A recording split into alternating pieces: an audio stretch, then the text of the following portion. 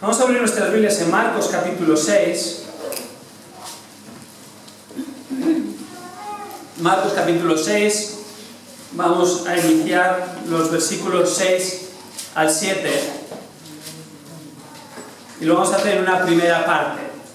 Marcos capítulo 6, versículos 7 al 13, encontramos una misión asombrosa. Una misión asombrosa que el Señor Jesucristo encarga a sus apóstoles. Esta semana han comenzado las clases en los colegios, mañana empiezan los institutos y la universidad. Y por primera vez y única tenemos a nuestras 3 hijas en primaria. Hasta ahora la pequeña, Sofía, estaba en infantil, está en su primer año de primaria, Abigail está en el 6º curso, el año que viene pasa al instituto, y Noah está en 5º. Así que por primera vez y única están en el mismo colegio, en el mismo ciclo, y es algo único, ¿no? El año que viene todo va a cambiar. Pero lo que me llamaba la atención según empezaba el colegio era que este año en el cole de Sariegos han puesto una temática común para toda la primaria. Y este año todas las actividades, todas las salidas, todas las cosas especiales van a girar en torno a este tema, un curso de cine.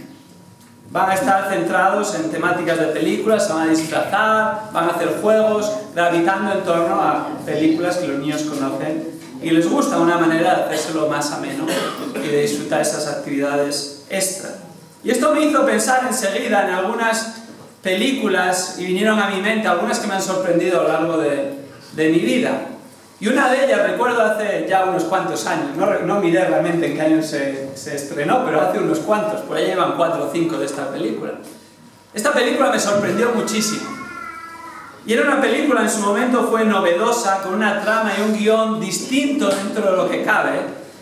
Y en el fondo, el título lo decía todo. Era una misión imposible, creo que no soy el único que ha visto esa película, ¿verdad?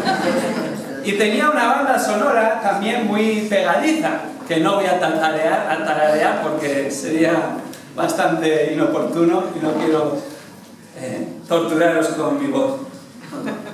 En ese momento había un agente especial que le encargaba una misión especial, le daban las instrucciones que se autodestruían, creo que eran en 5 segundos o algo así, y él tenía que llevar a cabo esas instrucciones, pero en realidad no sin muchas dificultades, inconvenientes que hacían la misión verdaderamente imposible. En esta mañana vamos a comenzar a ver en este pasaje una misión, humanamente hablando, imposible.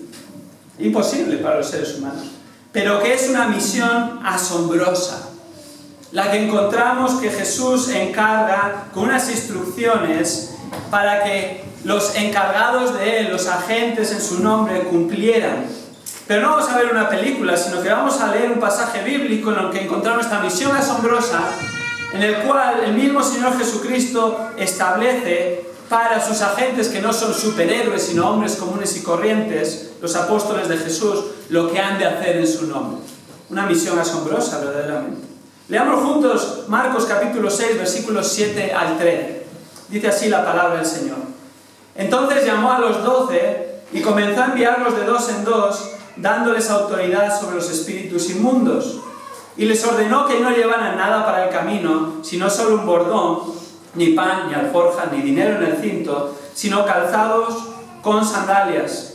No llevéis 2 túnicas, les dijo, y donde quiera que entréis en una casa, quedaos allí hasta que salgáis de la población. Y en cualquier lugar que no os reciban ni os escuchen, al salir de allí, sacudid el polvo de la planta de vuestros pies en testimonio contra ellos. Y saliendo, predicaban que todos se arrepintieran, y echaban fuera muchos demonios, y ungían con aceite a muchos enfermos, y los sanaban. Encontramos en este pasaje, en Marcos 6, 7 al 13, a Jesús que encarga a sus 12 apóstoles una misión asombrosa. Y se la encarga en un contexto en el que él mismo acaba de establecer un ejemplo para ellos, y en el mismo había sido rechazado por su propia gente de Nazaret. Recordamos que justo en los versículos anteriores, los primeros 6 versículos del capítulo 6 de Marcos, encontramos que Jesús visita por segunda vez su pueblo en el que se crió, no natal, pero sí de crianza, Nazaret. había hecho una visita primera que recoge Lucas capítulo 4, en la cual llegó solo al principio de su ministerio en la tierra, va a la sinagoga, comienza a enseñar. Concretamente Lucas capítulo 4 nos dice que empezó a enseñar acerca de Isaías 61, 1 al 2, un pasaje, unos versículos mesiánicos que hablaban del Mesías. Y dice en Lucas 4:21, les dice: esto que acabamos de leer, hoy se ha cumplido. ¿En quién? Entre vosotros, en mí. Yo soy el Mesías, es lo que les estaba diciendo. No era difícil de entender. Aparentemente la respuesta inicialmente no fue negativa. Parece que le jaleaban, que querían que hiciese milagros, que hiciese expulsiones de demonios, no sabemos exactamente bien. Pero Jesús, sabiendo su corazón, empieza a citar a esa generación que se asemejaba a la de Elías y Eliseo en su hipocresía e incredulidad. Y entonces captaron también ese mensaje de las gentes, y enseguida, debido a su afirmación de que él era el Mesías y que les confrontaba con su hipocresía e incredulidad, ellos tratan de despeñarle. Esa fue su primera visita a Nazaret, de regreso al lugar donde se había criado. Ahora, en Marcos 6, versículos 1 al 6, encontramos su segunda visita. De nuevo va a la sinagoga. En esta ocasión no va solo, va acompañado de sus discípulos y comienza a enseñar, lo cual era una prioridad, la prioridad en su ministerio, como vimos en Marcos 1, 38 y 39. Y allí de nuevo, ¿con qué se encuentra? Con rechazo. Le rechazan tanto su enseñanza como su persona, cuestionando lo que dijo y quién era él. Por eso encontramos todas esas preguntas en los versículos 2 y 3. Y un rechazo racionalizado por el hecho de que le habían visto crecer y conocían a su familia y le conocían a él desde niño. No puede ser el Mesías. Si te conocemos y conocemos quién es tu madre y conocemos quiénes son tus hermanos, si están aquí incluso, pero tú no eres el hermano de estas personas, ¿cómo va a ser tú el Mesías? Y estos que estás enseñando, ¿de dónde vienen? ¿Y con qué autoridad procede? Estaban poniendo en cuestión que realmente él era quien decía que era y es Dios hecho hombre, el Salvador de su pueblo. Y por lo tanto le rechazaron. Y la respuesta de Jesús fue perplejidad. Dice el versículo 5 que él se asombraba por su incredulidad. Perplejo ante la incredulidad de estas gentes. Y su respuesta fue no solo perplejidad, sino perseverancia. Versículo 6, ¿qué hace? Continuó predicando y fue a los pueblos vecinos, a las aldeas circundantes, enseñando y predicando igualmente que había hecho en Nazaret. No le desanimó, sí le asombró, pero continuó fiel a la misión que su Padre Celestial, Dios Padre, le había encargado. Y esto debe ser un ánimo para nosotros, ¿no es así?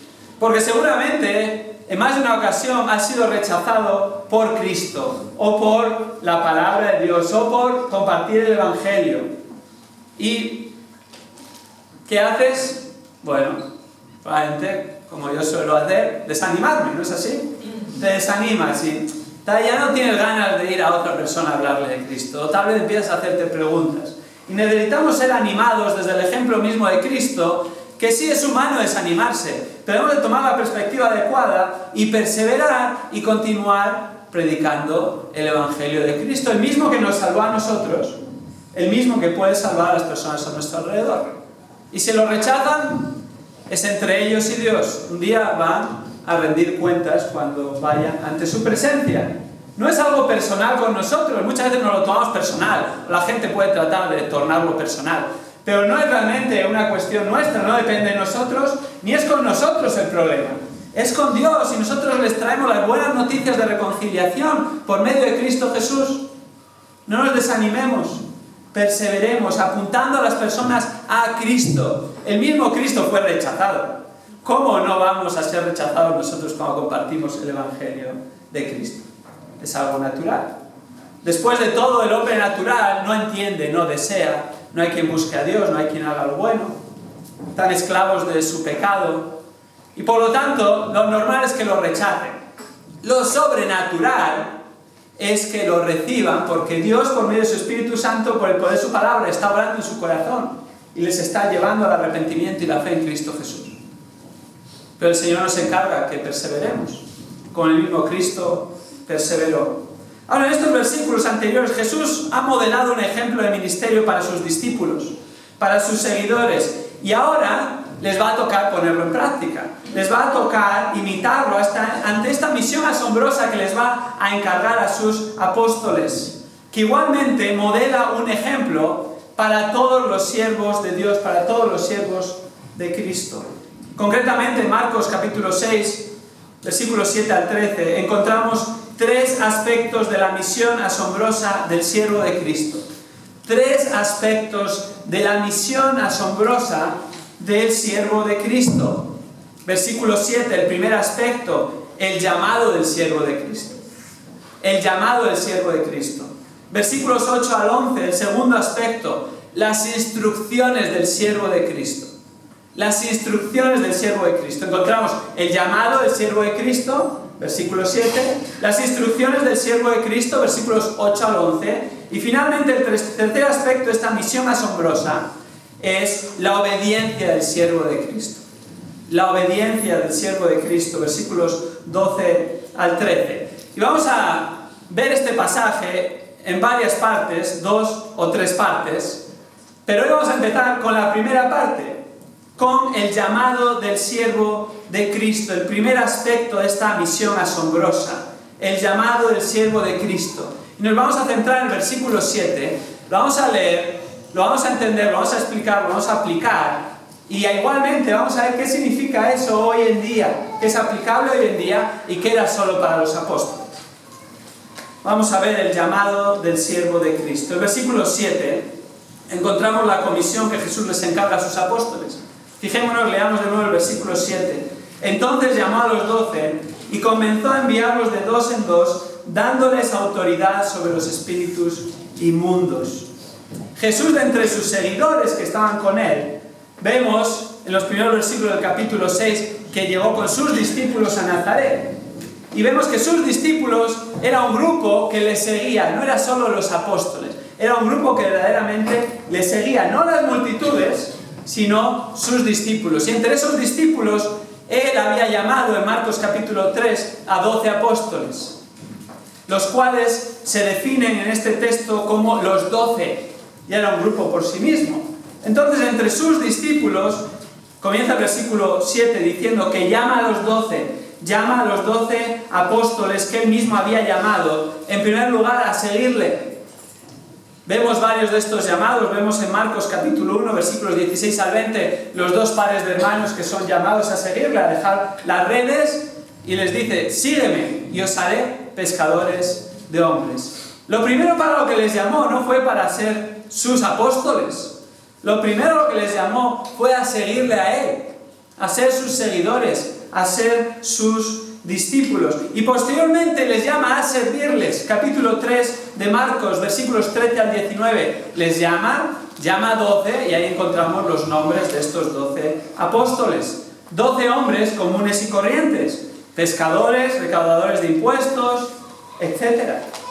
Gente común y corriente, que formaban el grupo definido aquí como los 12. Y estos 12 apóstoles, llamados por Cristo, ya llevaban un tiempo con él. No sabemos exactamente cuánto tiempo, el texto no lo dice, pero tratando de desarrollar una cronología de los eventos y en contraposición a los 3 años del ministerio de Cristo, podríamos decir que por lo menos eran unos meses que ya habían estado con él. Y algunos opinan que incluso podría ser que hubieran cumplido un año, estuvieran alrededor del primer año después de haber sido llamados como apóstoles. Sean unos meses, o sea un año, escasamente un año, ya estaban durante un tiempo con Jesús, cumpliendo lo primero para lo que habían sido llamados. Porque en Marcos 3:14, cuando les llama, lo primero para lo que les llama, dice, es para que estuvieran ¿con quién? Con Él. Para que estuvieran con Él. Era la primera parte de su llamado, estar con Cristo. Y al estar con Él, durante estos meses, o incluso un año podría ser, habían sido enseñados por Jesús y habían visto su ejemplo. 365 días, 7 días a la semana, 24 horas al día con Jesús. Habían estado con Él. Habían visto lo que Él hacía, cómo vivía. Habían escuchado sus enseñanzas, tanto en multitud como particular con ellos. Y habían estado siendo preparados. Y el texto entonces a continuación dice, segunda parte del versículo 7, y comenzó a enviarlos de dos en dos. ¿Qué es esto?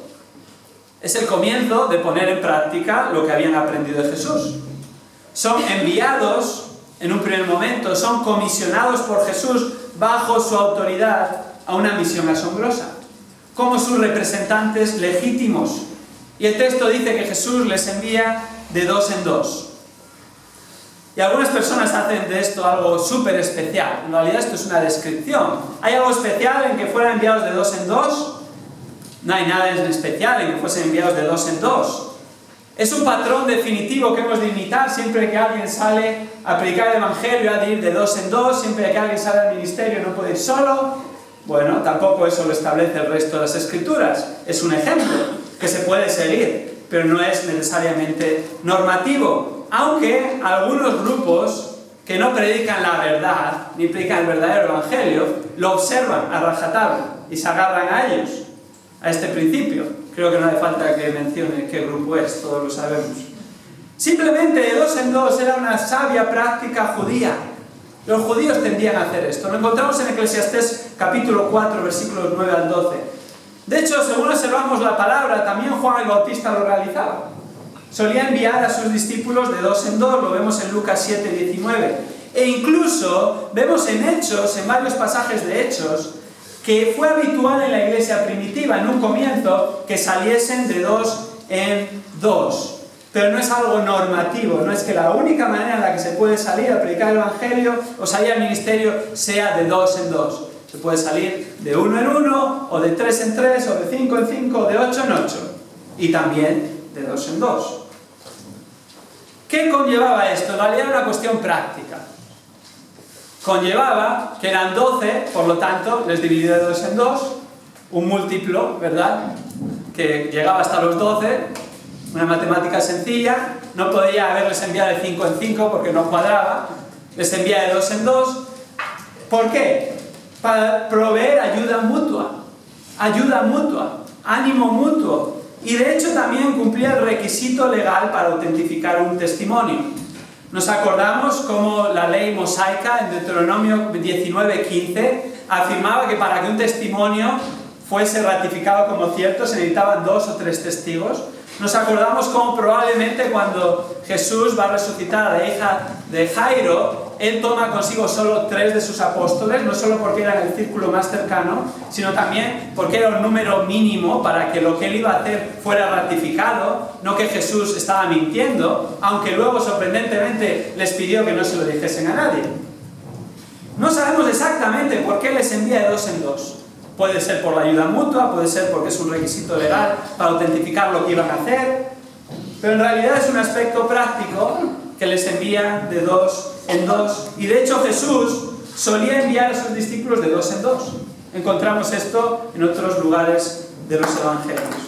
Pero no es algo normativo, que los siervos de Dios que predican la palabra hayan de ir de dos en dos, pero sí que la Biblia establece otra cuestión hoy en día aplicable, que habla de un número plural. Hoy en día ya no hay apóstoles. Los apóstoles con letra mayúscula cesaron. Hoy en día sí hay apóstoles, si queremos decirlo con letra minúscula, que significa enviado. Todos somos apóstoles con letra minúscula. Somos enviados a predicar el Evangelio como hijos de Dios. Pero apóstoles con A mayúscula, que Cristo llamó a esta misión especial, eso se acabó. Por lo tanto, hoy en día no podemos esperar que haya apóstoles que sean enviados y que vayan de dos en dos o de cuatro en cuatro. Pero sí que hoy en día el modelo neotestamentario es, en primer lugar, que todos como hijos de Dios hemos de predicar el Evangelio, pero que igualmente el Señor sigue llamando a personas específicas a su obra y al ministerio, y eso en la iglesia local, y según la enseñanza del Nuevo Testamento, tiene un nombre en realidad que son 3 nombres, que son sinónimos, que son intercambiables, que describen distintas funciones de la misma persona: pastores, ancianos u obispos. En realidad definen a la misma persona. Y cuando habla de pastores, de ancianos y de obispos, habla en plural. Una pluralidad de ancianos y pastores en cada iglesia local. que guíen la congregación, que gobiernen la congregación, que protejan a las ovejas, que apacienten al rebaño. En varias ocasiones aparece en la Biblia la palabra ancianos. Y cuando aparece esa palabra junto a la palabra iglesia, se encuentra ancianos en plural e iglesia en singular. Lo cual nos da a entender que debía de ser más de uno los ancianos en las congregaciones neotestamentarias. De hecho, cuando Pablo va de camino a Jerusalén, cerca de Éfeso queda con los ancianos de Éfeso en Mileto para una exhortación final de despedida. ¿Nos acordamos en Hechos capítulo 20? Queda con los ancianos, plural de nuevo, una pluralidad de ancianos. La iglesia de Éfeso no hay duda que prosiguió bajo un cuerpo pastoral plural, porque cuando en 1 Timoteo 5:17 le está hablando a Timoteo, que envió a Éfeso a pastorear, le está hablando de ancianos en plural, igualmente años después, que igualmente estaban pastoreando la iglesia en Éfeso. No solo eso, sino que cuando Pablo escribió a los filipenses, la iglesia en Filipos, en Filipenses 1:1, se dirige a los obispos, plural, había una pluralidad en esa congregación. Pablo deja a Tito en Creta, y en Tito 1:5 dice que le deja para poner orden y para que estableciese ancianos, de nuevo en plural. Y podríamos seguir, pero la mayor parte de las referencias, casi sin excepción, se hacen en plural en la mayoría de los pasajes bíblicos que tratan el tema. Entonces podemos concluir que el ministerio preferiblemente mejor acompañado que solo, en general, el modelo de los discípulos, de 2 en 2 o de 3 en 3, cuando salimos a evangelizar, cuando se realiza cualquier ministerio. Pero podemos concluir también que el pastoreo y gobierno de la iglesia local, la Biblia establece que ha de ser un grupo plural de ancianos, cualificados según la palabra para que apacienten a la grey de Dios. Esto no es opcional. No hay apóstoles ya con letra mayúscula, pero sí que hay pastores, ancianos, obispos en cada iglesia local que el Señor llama, que el Señor levanta y que el Señor confirma para pastorear su grey en los distintos lugares del mundo. En nuestra iglesia, en calle Colón 35, se observa y sigue este principio desde hace ya muchos años y queremos seguir haciéndolo. Una pluralidad de ancianos. Y queremos seguir haciéndolo también. En el último año, como Consejo Anciano, hemos estado orando al respecto, orando para que el Señor levantase más ancianos, para que confirmase el llamado, observando y orando al respecto y pidiendo al Señor que mostrase si en realidad el Consejo de Ancianos debía extenderse, porque se necesita un Consejo de Ancianos plural, según el Señor llama. Y llevamos invitando a varios hermanos puntualmente a reunirse con nosotros y tiempo observando ese llamado. Y después de este tiempo hemos llegado a la conclusión de pedir a la congregación que ore por el reconocimiento de nuevos ancianos, hermanos.